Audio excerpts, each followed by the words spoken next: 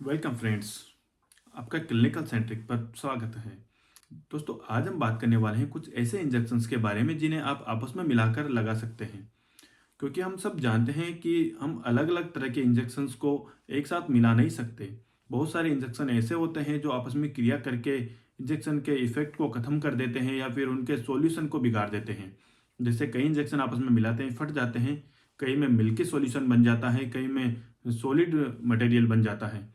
तो हम कुछ जनरल इंजेक्शंस के बारे में बात करेंगे जिन्हें हम इजीली मिला सकते हैं और उनका कोई साइड इफेक्ट भी नहीं होता है।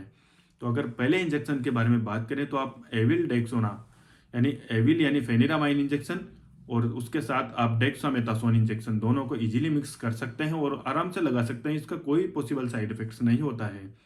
इसके अलावा आप सेप्ट्राइकजोन इंजेक्शन में अमिकासिन इंजेक्शन मिला सकते हैं। इसका कोई साइड इफेक्ट नहीं होता है। इसका मेनली यूज इन्फेक्शंस को ठीक करने के लिए किया जाता है, जैसे आरटीआई, एसटीआई। इसके अलावा शरीर में कई सारे इन्फेक्शंस को दूर करने के लिए किया जाता है।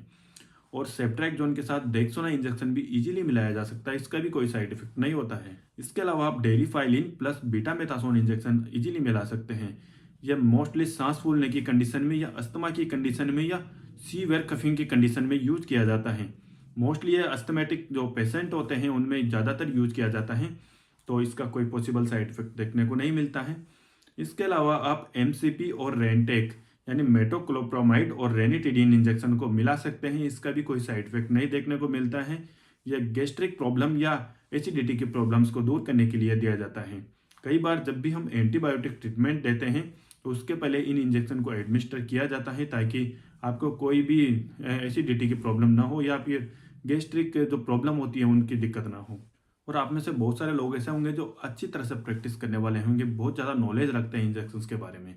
लेकिन अगर इंजेक्शंस जो दो इंजेक्शन हैं उनको मिलाने के बाद अगर आपको कुछ चेंजेस दिखाई देते हैं तो आप उनको बिल्कुल डिस्कार्ड कर दें, बिल्कुल भी एडमिनिस्टर ना करें, क्योंकि उसके साइड इफेक्ट भी हो सकते हैं।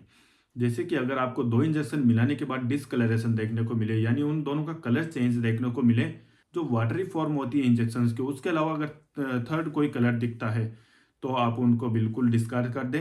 इसके अलावा अगर उनकी विस्कोसिटी चेंज होती है तब भी आपको डिस्कार्ड कर देना है। सॉलिड मटेरियल बन जाता है। कई इंजेक्शन ऐसे होते हैं जो दोनों मिलाते ही सॉलिड हो जाते हैं, जम जाते हैं बिल्कुल। तो ऐसे इंजेक्शंस को आप आपस में न मिलाएं और अगर मिला दिया है तो उनको डिस्कार्ड कर दें।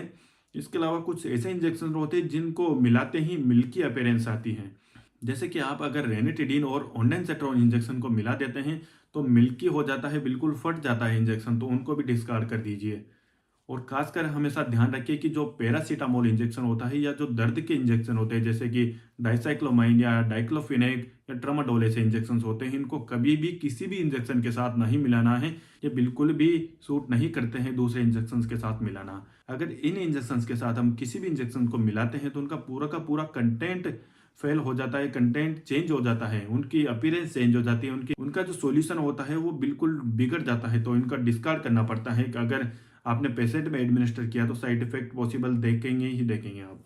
और इसके अलावा कुछ ऐसे इंजेक्शंस भी होते हैं जिनको सिर्फ आईवी ड्रिप में ही यूज किया जाता है। डायरेक्ट आईवी या आईएम नहीं लगाया जा सकता है।